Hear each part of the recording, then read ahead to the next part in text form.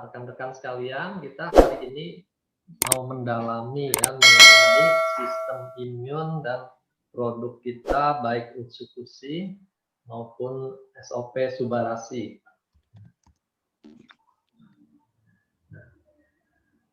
Kita melihat sistem imun ini sebagai anugerah.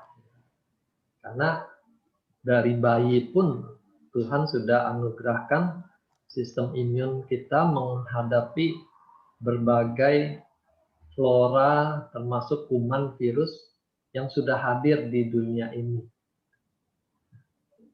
Jadi ini bentuk perlindungan alamiah yang Tuhan berikan. Di sini dikenal ada 3 lapisan, 3 level dari sistem imun.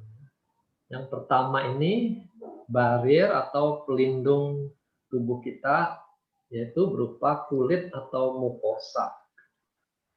Nah, kalau kuman bisa melewati barrier ini, Tuhan masih siapkan lagi level keduanya, yaitu bahan-bahan pertahanan tubuh yang akan berperang secara langsung. Gitu. Ya, ini pertahanan pertama garis garda depan kita.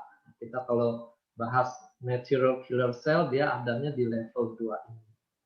Nah, di level 3 nanti kita akan belajar bagaimana tubuh kita secara spesifik menghasilkan antibodi untuk melawan virus atau bakteri yang sudah dikenali. Ya. Ini bentuk benteng pertahanan yang paling luar, yaitu kulit dan mukosa. Kulit kita ini dilapisi zat tanduk. Dia tahan air, jadi air tidak tembus gitu. Dan tentu dia tahan bakteri atau virus lainnya. Hanya zat-zat dengan berat molekul yang di bawah 500 Dalton itu bisa menyerap. Jadi obat-obat yang dioleskan menyerap di kulit ini, dia harus berukuran 500 Dalton. Nah, kita punya produk SOP itu ukurannya 600, jadi tidak bisa ditaburkan di kulit, dikasih air supaya dia menyerap, itu tidak bisa. Ya. Karena di atas batas 500 ini. Nah, kalau mukosa, dia lebih punya daya serap, ya, karena tidak ada lapisan tanduk. Tapi tubuh kita dibekali silia, ini bulu getar ya, ini misalnya di saluran pernafasan, bulu getar ini setiap hari itu akan berusaha mendorong partikel-partikel debu atau bakteri yang masuk itu keluar. Dan dia akan dilapisi juga selaput lendir yang menghasilkan mukus. Gitu ya. Jadi kalau kita ada reak, itu menunjukkan sistem pernafasan itu sedang mendorong reak itu keluar. Jadi kalau orang yang tiap pagi bangun ada reaknya, itu menunjukkan dia sepanjang malam ada banyak debu yang masuk dan pagi harinya tubuh berusaha keluarkan. Ya.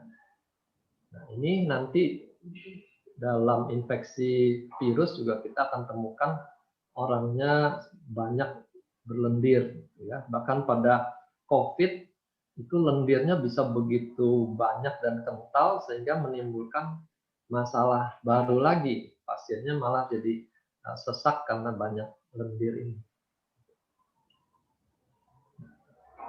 Di kulit sendiri, ini ya, terdiri dari epidermis dan dermis. Ini kulit, ketebalan kulit epidermis ini yang menjaga kita kalau luka tuh tidak langsung sampai ke lapisan dalam.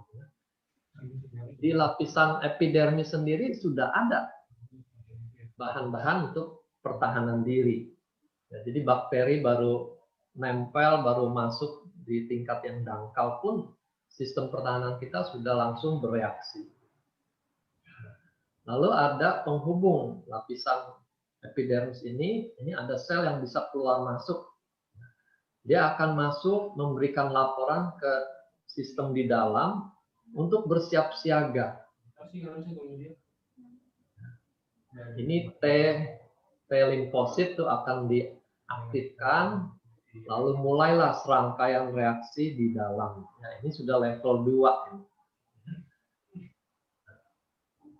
Ini NK cell yang kita sering bahas ya, natural killer cell ini salah satu dari begitu banyak sistem pertahanan tubuh yang Tuhan siapkan.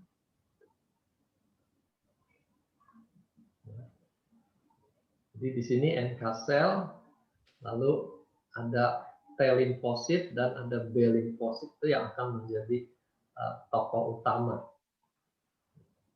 Nah, ini dikenal tersendiri sistem pertahanan limfoid di jaringan kulit. Jadi selain sebagai benteng, dia juga dibekali dengan polisi untuk bersiap siaga menghadapi apapun yang masuk ke dalam tubuh. Ya, macam-macam, ada sel dendrit, sel beta, sel B, sel T gitu ya. Nah, ini sel T juga nanti ada macam-macam lagi jenisnya. Sel T yang masih naif istilahnya, yang belum pernah kenal dengan bakteri apapun, sampai sel T yang sudah lebih siaga mengenali musuh tertentu. Ya, ada begitu banyak macam. Nah, makrofag ini sel yang besar, ini dia bisa menelan. Ya, kuman-kuman itu dia telan, dia hancurkan di dalam tubuhnya. Nah, ini kembali lagi NK cell ini salah satu dari pasukan ini. Jadi Utsukushi mengaktifasi NK cell ini di bagian ini. Nah, nanti antibodi akan dihasilkan oleh B cell ini, sel B. Kita dilengkapi suatu sistem, jadi bukan hanya area lokal, tapi sistem yang melibatkan seluruh tubuh kita. Jadi kalau dia masuk lewat saluran nafas, saluran cerna, atau di mata, itu yang bertahan adalah membran mukosa, ya, selaput mukosa. Lalu di dalam rongga mulut, di belakang hidung tuh sudah ada benteng lagi, tonsil, kita kenal ya. Nah, ini kalau sering infeksi kronis, tonsilnya tuh akan makin besar, sehingga orangnya susah nafas, oksigennya bisa kurang. Ini menyebabkan dia harus dioperasi, dibuang tonsilnya. Nah, kalau dia masuk lebih jauh, kita punya sistem kelenjar limfe ini. Ya, ada banyak di leher, di ketiak, di lipat paha. Ini semua benteng-benteng untuk pertahanan. Lalu sumsum tulang kita ini yang nanti akan memproduksi sel-sel pertahanan tubuh. Ini pabriknya di sini. Dan timus ini bagian dari pematangan sel limfosit tuh, supaya mereka benar-benar mengenali musuhnya secara spesifik. Selain dia berdiri sebagai satu sistem, dia juga mempunyai networking. Ya. Jadi networking itu ada di mana-mana, termasuk sistem imun kita. Lingkungan mempengaruhi. Lingkungan terlalu bersih tidak bagus, terlalu kotor juga tidak bagus. Di Amerika mereka menyadari anak-anak yang tinggalnya di rumah saja atau di apartemen saja, itu sistem kekebalan tubuhnya lebih jelek dibandingkan anak-anak yang tinggal di peternakan. Ya, karena mereka leluasa bergaul dengan hewan-hewan, main di tanah gitu. Mereka mempunyai sistem kekebalan yang lebih baik. Ya, ini lingkungan mempengaruhi. Tapi kalau lingkungannya terlalu kotor juga tidak baik karena infeksinya akan sering terjadi. Lalu kromosom pria dan wanita nanti akan mempengaruhi komposisi hormon seksnya, juga berpengaruh pada sistem imun. Ya. Satu lagi yang belakangan baru disadari ini, peranan mikrobiom. Ya, mikrobiom itu mikroba yang ada di tubuh kita. Ya, jadi penghuni tetap juga. baik di kulit maupun di usus. Gitu. Jadi rupanya mereka mempunyai peran yang baik buat sistem imun kita. Gitu. Jadi tidak semua bakteri itu jahat, gitu ya. Ini kita mengenal bakteri baik karena dia membantu jejaring di sistem imun kita. Nah, di Ucukushi kita punya 1 triliun bakteri baik yang kita sengaja tambahkan untuk memperkuat sistem imun ini. Nah, hasil dari sistem imun ini akan mempengaruhi ya, outputnya, misalnya pada vaksinasi. Kita mungkin pernah dengar orang divaksin hepatitis B, tapi hasil antibodinya tuh tidak bisa naik lebih dari 100 ya. Angka keberhasilannya dia harus di atas 100. Nah, ini udah divaksin 3 kali juga dia masih angkanya 50-an gitu ya. Berarti tubuhnya tidak menghasilkan immune response yang cukup tinggi terhadap antigen hepatitis B gitu ya. Jadi ini penting sekali kita membangun sistem sebelum divaksinasi. Kalau enggak percuma. Bahkan vaksinasinya mungkin malah bikin dia sakit. Nah, kelebihan sistem imun juga ada jeleknya. Dia bisa menjadi bumerang, menyerang tubuhnya sendiri. Ini yang kita kenal sebagai autoimun. Dan imun sistem ini berperanan penting untuk melawan sel kanker. Jadi sel yang bermutasi itu kalau bisa dikenali dengan cepat, dia akan dihancurkan. Sehingga sebelum dia berkembang menjadi sel kanker dan menyebar kemana-mana, sudah dimusnahkan. Ya, ini gunanya sistem imun yang kuat. Lalu tentu menghadapi infeksi. Kalau sistem imun yang kuat, walaupun di sekelilingnya ada orang infeksi, dia lebih terlindungi. Ya. Nah, jadi untuk pertumbuhan dari bayi sampai orang dewasa, kita sangat membutuhkan sistem imun ini. Bayangkan kalau sistem imunnya jelek, si anak tidak bisa keluar rumah, rumahnya harus steril terus. Ya. Tidak boleh ada tamu datang, dia tidak bisa bermain di kolam renang, di taman bermain karena sistem imunnya yang lemah sekali. Ya. Nah, setelah barrier tadi, kita masuk di level 2 dan 3 ini ya, innate dan adaptive. Innate itu artinya memang sudah ada dari awal mulanya. Standby dia. Tapi dia tidak spesifik mengenali suatu antigen tertentu atau virus tertentu. Yang bisa mengenali dengan spesifik itu adalah sistem imun yang adaptif ini.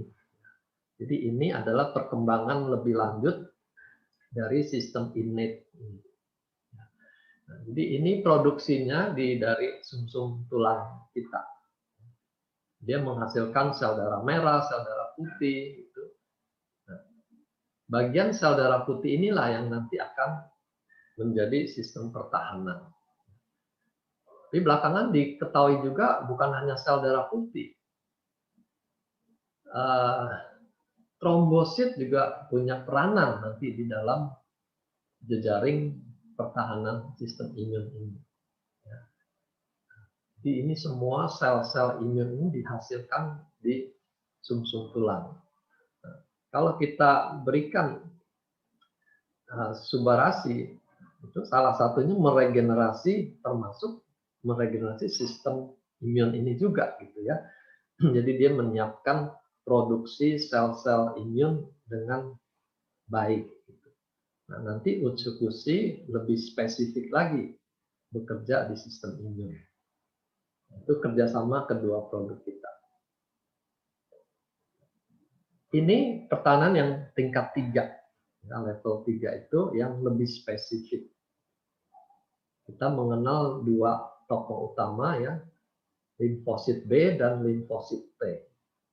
Limfosit B ini khusus untuk menghasilkan antibodi nanti. Jadi ini akan bereaksi dengan antigen.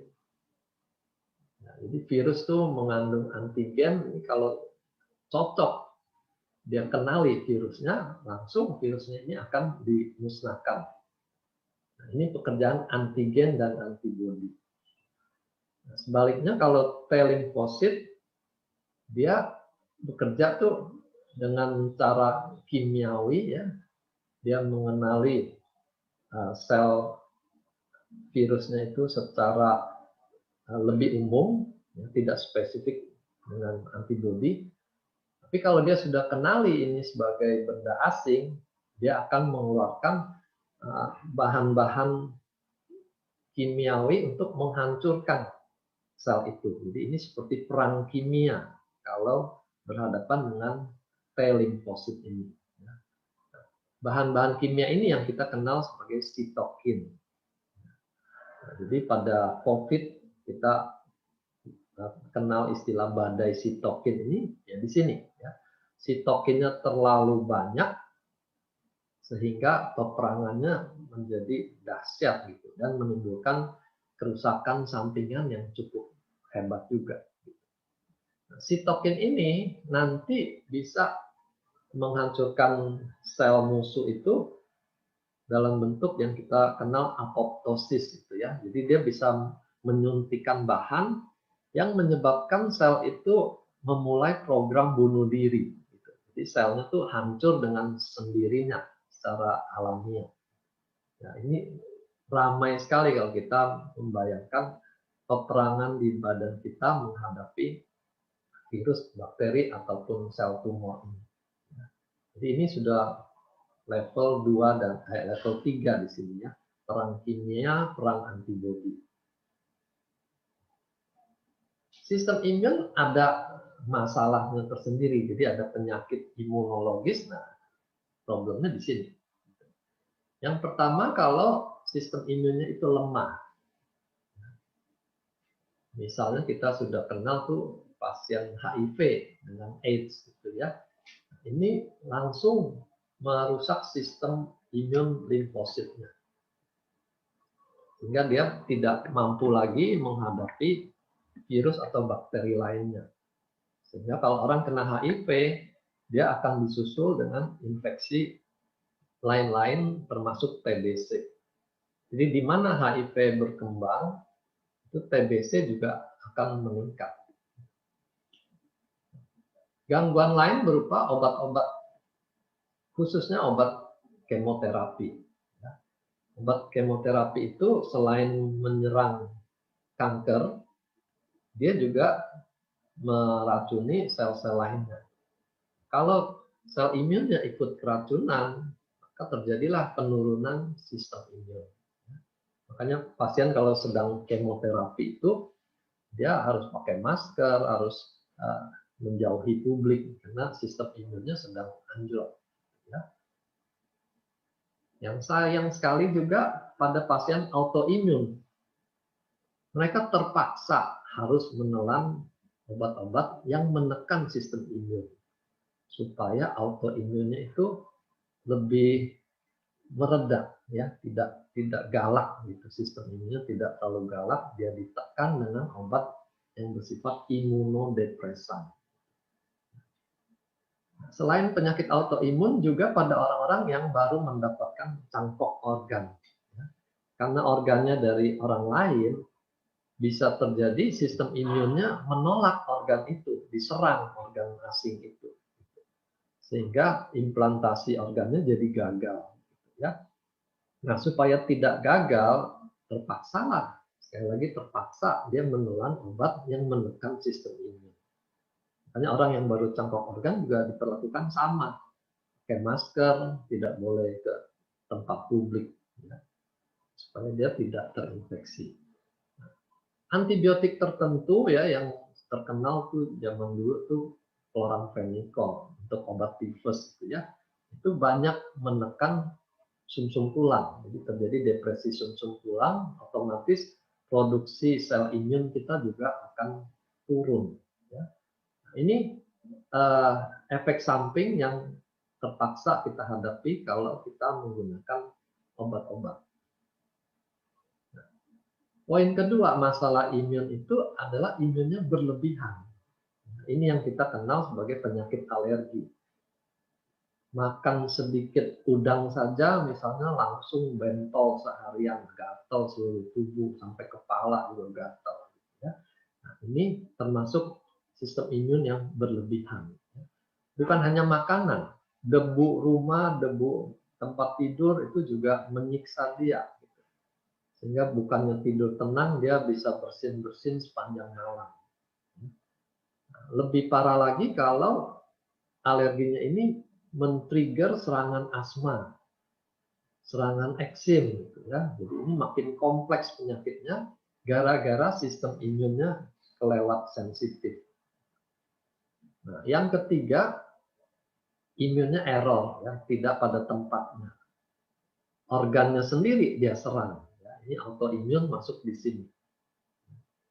Nah, termasuk tadi pada COVID kita mengalami sitokin storm ini, badai sitokin ini karena sistem imunnya tuh salah, ya, salah porsinya, berlebihan sehingga kerusakannya juga jadi besar. Ini yang terjadi pada COVID. Virus corona masuk karena dia virus baru, kita tidak langsung menghasilkan antibodi, dia belum dikenal. Jadi dia akan berhadapan dengan innate system, sel-sel yang bersifat umum dalam menghadapi aneka virus dan bakteri. Tubuh kita akan mencoba mengenali zat asing yang ada di coronavirus ini apa yang bisa ditampilkan supaya mudah dia dikenali oleh sistem imun kita. Kemudian dia akan melaporkan ke sistem yang lebih kompleks sehingga mulai diproduksi antibodi, gitu ya, lewat plasma sel ini keluarlah ini antibodi banyak. Sayangnya ini perlu waktu. Gitu. Jadi pada virus corona minimal 2 minggu baru bisa tubuh menghasilkan antibodinya. Ya. Nah, sebagian itu akan disimpan di memori B cell. Ya, ini sistem memori untuk mengenali kalau bulan berikutnya ada virus corona lagi datang, dia lebih cepat lagi bereaksinya. Tidak usah tunggu 2 minggu, sudah langsung dinetralisir. Nah, kemudian sebagian dia akan merangsang T cell, ya, limfosit T ini, dan dia akan menyerang secara kimiawi. Jadi sel yang mengandung virus corona ini akan dibanjiri dengan bahan kimia sehingga selnya mati berikut virus di dalamnya. Ini cara tubuh kita melawan coronavirus ini. Nah, kita menunggu vaksin itu dengan tujuan kita sengaja memasukkan corona yang sudah dilemahkan atau antigennya saja yang kita masukkan sehingga terjadi reaksi seperti ini dan tubuh kita siap kalau sewaktu-waktu corona yang beneran ya, yang seutuhnya nempel pada selaput mukosa kita. Kalau ini slide menghadapi sel kanker. Di sini peranan natural killer cell lebih besar lagi. Ya. Jadi semua tumor itu ada antigennya. Tinggal masalahnya apakah sistem imun kita bisa mengenali antigen tumor itu atau tidak. Kalau bisa dikenali, dia dengan cepat akan dimusnahkan sebelum dia berkembang. Ya. Tapi sel kanker ini juga cerdik. Dia berusaha menyembunyikan antigen itu sehingga tidak dikenali oleh tubuh kita. Dan dia punya waktu yang cukup untuk mengembangkan diri, bahkan sampai menyebarkan diri, dan sistem imun kita masih tetap tidak bisa mengenalinya. Ya. Nah, di sini ada peranan sel yang secara khusus tuh menggali antigen tersembunyi ini supaya bisa dikenali. Kalau ini bisa terjadi, mulailah rangkaian reaksi pertahanan tubuh yang kita sudah bahas tadi, ya. Baik sel T maupun nanti sel B. Tapi di sini lebih banyak peranan sel T karena dia akan menghancurkan sel tumor tuh lewat bahan kimianya, ya, perang kimia tadi. Jadi ini sel T yang sudah aktif, dia akan semprotkan bahan-bahan yang bisa membuat sel kanker ini hancur. Ya. Ke depan juga peperangan melawan sel kanker akan difokuskan pada mekanisme ini. Kita tidak lagi menggunakan kemoterapi yang punya efek buruk terhadap sel sehat, gitu ya. Jadi para ahli mencoba menggali lebih dalam bagaimana mengaktifkan sel tubuh kita tuh supaya lebih cepat mengenali sel kanker ini. Kalau bisa dikenali aja, dia otomatis akan menghancurkan sel kanker. Tinggal kita mensupport dengan aneka bahan supaya sistem sel imun kita ini bisa diproduksi dengan baik, ya, baik. Gizinya cukup, lalu kita tambahkan nutrisi yang secara spesifik bekerja di sistem imun. Jadi disinilah kita punya harapan melawan penyakit kanker lewat peranan suplemen khusus yang kita miliki. Khususnya dari Utsukushi, risetnya adalah di NK cell, natural killer cell. Karena dia nanti akan berperanan lewat sitokin ini menghancurkan musuh. Jadi ini yang sudah teraktivasi NK cell-nya itu akan menjadi galaknya. Dia akan membanjiri sel yang terinfeksi ataupun sel kanker dengan bahan-bahan kimia sehingga hancur selnya. Atau dia membangun jejaring lainnya. Kita lihat tadi ada banyak sel-sel pertahanan tubuh lainnya. NK cell ini yang berperanan memberikan informasi ke sistem yang lain-lain supaya mereka semua juga siap tempur. Masing-masing punya peranannya, baik sel T maupun sel B. Sel T juga nanti akan berperan dengan mekanisme kimiawi, sel B dengan antibodi. Ya. Jadi jejaring ini diaktifkan salah satu lewat NK cell ini. Tadi disinggung mengenai gender sistem imun kita, ya. Para ahli menemukan wanita itu ternyata mempunyai sistem imun yang lebih baik dari laki-laki. Ya. Jadi jangan melihat postur tubuh laki-laki lebih berotot, lebih kuat, gitu ya. Tapi dalam hal sistem imun wanita lebih kuat. Ya, kita maklumi karena dia harus melindungi janin pada saat dia hamil. Otomatis dia harus punya sistem pertahanan yang lebih kuat. Tapi ada resikonya, pertahanan yang lebih kuat ini ternyata juga membuat kaum wanita tuh lebih rentan mengalami autoimun. Ya. Nah, ini diperlukan keseimbangan tubuh kita tuh di sini. Jangan sampai terlalu kuat malah jadi bermasalah. Lalu pada saat perubahan hormonal, terutama saat menstruasi, ya, terjadi hormon imbalance tuh, estrogen, progesteronnya turun. Ini terbukti juga menurunkan fungsi imun. Makanya pada masa haid ini mereka lebih rentan untuk mengalami sakit. Jadi kalau pekerja cuti haid karena sakit, harap dimaklumi, ya. Pekerja pria jangan iri karena memang sistem imunnya sedang turun saat itu.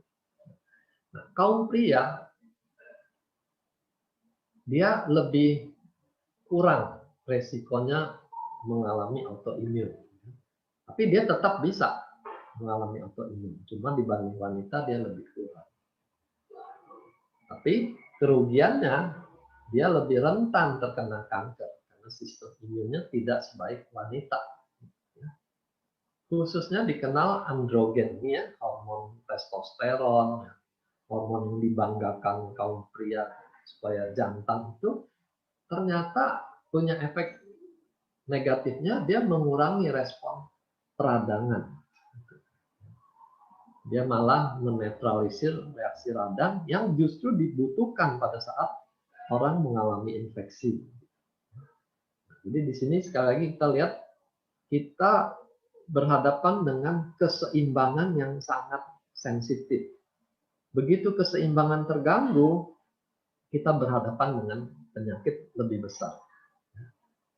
Disinilah kita perlu, kalau melakukan sesuatu yang meningkatkan kesehatan, lakukanlah secara teratur, jangka panjang. Ya.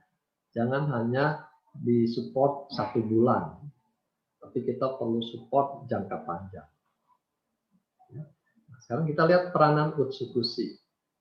Ini 3 paten yang kita sudah sering bahas, ya, anti tumor, mengaktifkan sistem imun, dan khusus di liver itu pada pasien hepatitis, dia terbukti bisa memperbaiki sel-sel hatinya yang ditandai dengan enzim yang menurun, ya, indikator kerusakan hati itu enzimnya naik.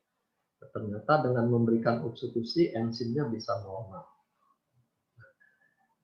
Bahan-bahan yang terkait untuk imun sistem ini antara lain, ya, adanya probiotik yang kita masukkan dalam kadar yang tinggi. Ya, kita sering dengar kata 1 triliun mikroba yang baik kita berikan. Ya. Nah, karena ternyata di usus kita ini tadi penghuninya sudah ada di sana, ya, bakteri baiknya. Tapi tentu selalu ada bakteri jahat ikut masuk ke sana. Kalau kita makanan tercemar, ada basi-basi sedikit gitu, nah itu bakteri jahat masuk.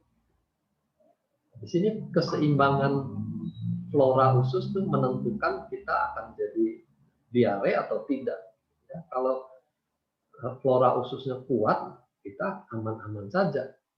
Tapi kalau flora ususnya normal, dia sangat mudah mengalami diare. Kalau kita lihat wisatawan asing itu, kalau ke Indonesia makan itu, mereka lebih sensitif mengalami diare. Itu dikenal sebagai travelers diarrhea. Ya. Itu karena kuman ususnya tidak siap menghadapi kuman yang masuk lewat makanan. Jadi di sini kita sengaja memasukkan probiotik supaya sistem usus kita lebih kuat. Ya. Lalu ada bahan tambahan lagi yang kita kenal fucoidan. Ini sudah lama dikenal, tuh sanggup mengaktifasi sistem imun melawan kanker. Gitu ya. Ini sudah terbukti lama. Nah, ditambah lagi bahan-bahan antioksidan. Ini untuk berjaga-jaga supaya reaksi peradangan jangan sampai menimbulkan kerusakan yang berlebihan terhadap sel-sel lainnya. Jadi cytokine storm itu kita bisa kurangi dengan adanya antioksidan. Ini slide yang kita juga sudah sering lihat, ya. Ada 9 ingredient utama. Di sini 3 yang di kanan ini yang berhubungan dengan sistem imun. Ada probiotik 2 dan ada fucoidan 1. Selain probiotik dan fucoidan, kita menambahkan zat-zat antioksidan yang kuat. Resveratrol ini dari anggur. Ini antioksidan yang bisa menembus sampai ke otak. Jadi infeksi otak pun kita bisa bantu mengurangi tingkat kerusakannya dengan antioksidan yang ada di sini. Resveratrol dan juga glutathione. Ini master antioksidan. Selebihnya 3 ini nanti akan lebih berperanan untuk kecantikan kulit. Kolagen itu untuk kekencangan dan kelembapannya, kiwi seed ini punya peran khusus tuh melawan jerawat. Lalu pineapple ini juga pada peradangan sangat dibutuhkan. Jadi ini keseluruhannya membuat Utsukushi itu bisa digunakan untuk health and beauty. Health-nya untuk sistem imun, beauty-nya untuk kondisi kulitnya. Nah, ditambah lagi efek detox ususnya, ya, dia bisa membuat usus kita lebih sehat dan otomatis penyakit lain-lain itu juga akan berkurang. Peranan Subarashi di mana dalam sistem imun? Kita mengenal peran SOP ini regenerasi sel. Nah, disinilah regenerasi mencakup regenerasi pada sumsum tulang yang memproduksi aneka sistem sel imun. Jadi dengan meregenerasi ini, sel imun kita juga diperbaiki. Mereka riset penelitiannya, SOP ini akan meningkatkan IGF-1, insulin-like growth factor tipe 1. Dan para ilmuwan mengenal peran dekat IGF-1 dengan stem cell. Jadi kalau IGF-1-nya meningkat, stem cell-nya juga akan ikut meningkat. Karena kita tidak bisa menghitung jumlah stem cell yang beredar. Nah, peran kedua, dia melancarkan darah dan anti-agregasi trombosit. Ini penting pada khususnya kasus COVID misalnya. Ya. COVID itu ternyata selain infeksi, dia juga menimbulkan trombosis di berbagai tempat. Makanya dia bisa merusak ginjal, merusak otak, merusak jantung nih. Salah satu karena terjadi trombosis yang berlebihan. Subarashi ditambahkan bahan anti-agregasi trombosit. Jadi ini sangat menolong pada peradangan yang hebat. Peradangan yang kronis pun bisa meningkatkan trombosis pada organ-organ. Peradangan kronis itu misalnya pada penyakit autoimun di usus, ya, Crohn disease, itu irritable bowel syndrome, itu peradangan yang setiap hari terjadi. Ya, salah satu efek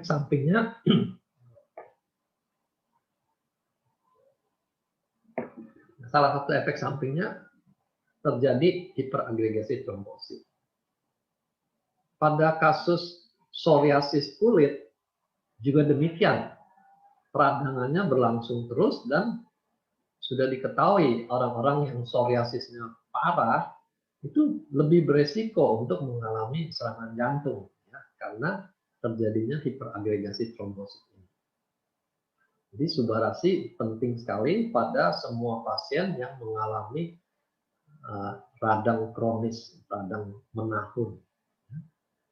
Lalu satu lagi yang kita dapatkan, pengguna SOP ini mengalami perbaikan pada alerginya.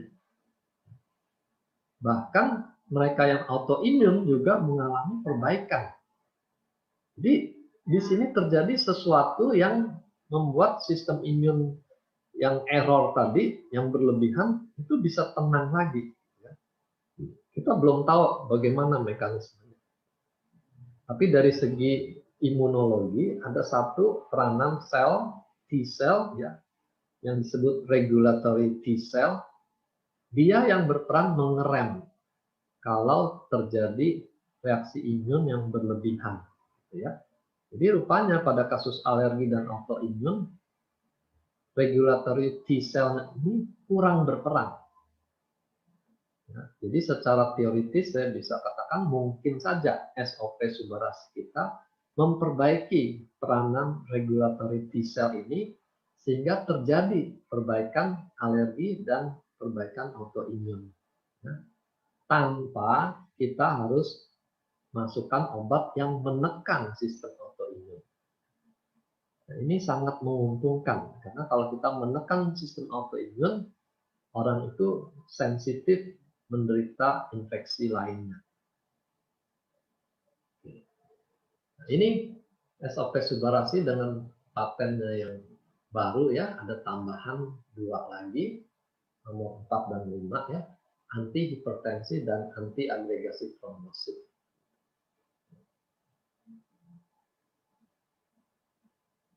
Kapan kita perlu dua-duanya masuk? Kita mulai dari yang berat ya, sel kanker, sakit kanker.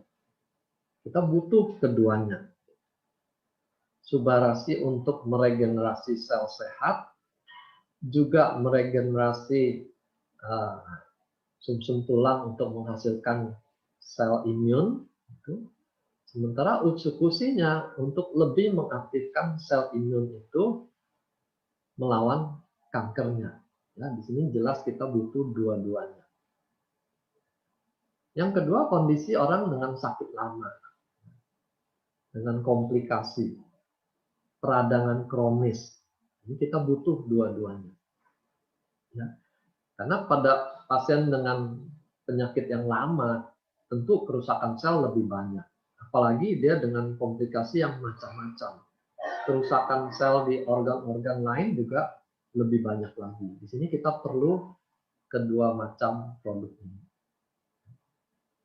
Nah, salah satu penyakit itu jadi banyak karena kondisi usus yang tidak baik. Penyakit metabolisme itu melibatkan seluruh sistem. Di situ kita butuh detox usus tambahan, ya, misalnya diabetes, kolesterol. Di sini kita perlu tambahkan utsukusi, walaupun bintangnya ada di Subarasi untuk meregenerasi sel-sel, ya. Tapi kita butuh utsukusi untuk membantu detoxnya. Tinggal nanti komposisinya, mana yang butuh Subarasi lebih banyak, mana yang butuh utsukusi lebih banyak. Kalau infeksi kanker jelas butuh utsukusi lebih banyak.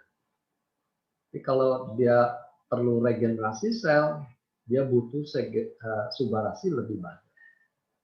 Nah, khusus pada autoimun, kita mesti lebih hati-hati, ya. Karena para pakar autoimun itu sudah memberi peringatan pada pasien-pasien autoimun. Jangan makan produk-produk yang bisa mengaktifkan sistem imun, gitu ya. Itu peringatan para ahli pada semua pasiennya. Ya. Kita harus sejalan, sinergi, jangan saling kontradiksi dengan para pakar itu. Jadi kalau mereka sedang memberikan obat yang menekan sistem imun, lalu kita masukkan bahan yang mengaktifkan sistem imun, kan jelas kelihatan itu bertubrukan. Dokter yang menangani pasien autoimun tentu saja akan melarang. Jadi kita jangan tersinggung. Kita maksudnya baik dilarang, ya. Dia juga maksudnya baik gitu. Jadi kita sinergikan maksud baik dari kedua pihak. Jadi kita berikan dulu SOP supaya sistem imunnya diperbaiki, dinetralisir, ditenangkan peradangannya. Nah, kalau ini sudah oke, baru kita masukkan utsukusi untuk membantu detox ususnya. Ya. Kenapa perlu ini? Karena salah satu diketahui kalau terjadi leaky gut syndrome, jadi ususnya itu bocor, itu kemungkinan terjadi alergi dan autoimun meningkat. Gitu. Jadi kita mau bantu di perbaikan kondisi usus lewat utsukusi ini. Ya. Jadi setelah SOP masuk, dia sudah tenang, tidak ada reaksi detox, baru kita mulai tambahkan utsukusi. Takarannya jangan tinggi ya. Saya selalu ingatkan start low, go slow. Karena reaksi detox itu bisa membuat flare, kekambuhan pada penyakit autoimun. Kita hindari hal-hal yang menyebabkan konflik. Ini upaya kita ya untuk meningkatkan sistem imun. Jadi kita jangan hanya mengandalkan SOP dan kusi ya, sudah minum aman, nggak bisa. Hidup kita itu kompleks. Makanan ini tetap kita butuhkan, bahan baku untuk tubuh kita. Misalnya antibodi itu dibuat dari bahan protein. Berarti kita butuh protein yang cukup untuk menghasilkan antibodi dan sel-sel yang cukup. Ya. Kemudian di musim COVID ini beredar anjuran standar, ya, vitamin C, vitamin D3, dan zinc ini perlu ditambahkan pada pasien yang berhadapan dengan COVID misalnya. Ini hal-hal yang kita perlu pikirkan. Jangan melulu pokoknya sudah minum Utsukushi aman, ya. Jangan begitu. Kita harus selalu berpikiran holistik. SOP Utsukushi dan juga propolis, kita punya propolis, ini yang spesifik untuk berurusan dengan sistem imun. Ini kita tambahkan juga. Lalu selain urusan makanan, olahraga juga penting. Olahraga tuh melancarkan darah sehingga sistem imun tuh juga lebih gesit bergerak. Kalau darahnya tidak lancar, ya sistem imunnya hanya beredar lokal, dia tidak gesit. Tapi jangan berolahraga berat, karena mereka sudah temukan para pelari maraton tuh sehabis bertanding itu sering mengalami flu, gitu. Karena imun sistemnya menurun setelah olahraga berat. Lalu cairan juga sangat penting. Imun sistem kita itu beredarnya kan di dalam darah, juga di dalam cairan antar sel. Jadi kalau kita kurang cairannya, sistem imunnya tidak bisa bergerak dengan leluasa. Tidur juga sangat penting. Mereka yang kurang jam tidurnya itu lebih mudah jatuh sakit. Sistem imunnya turun. Makanya kalau orang sakit tuh otomatis tubuh tuh terasa lemah, bawaannya pengen tidur. Ya, itu sistem yang alamiah. Ikutin, tidur, istirahat.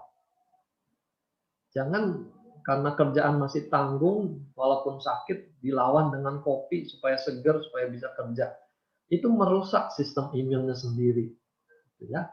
Jadi kalau ada permintaan tidur dari tubuh, ikuti. Lalu hindari stres berkepanjangan. Karena stres ini jelas juga menurunkan sistem imun. Oke. Nah, ini hal-hal yang kita penting perhatikan pada masalah imun sistem kita.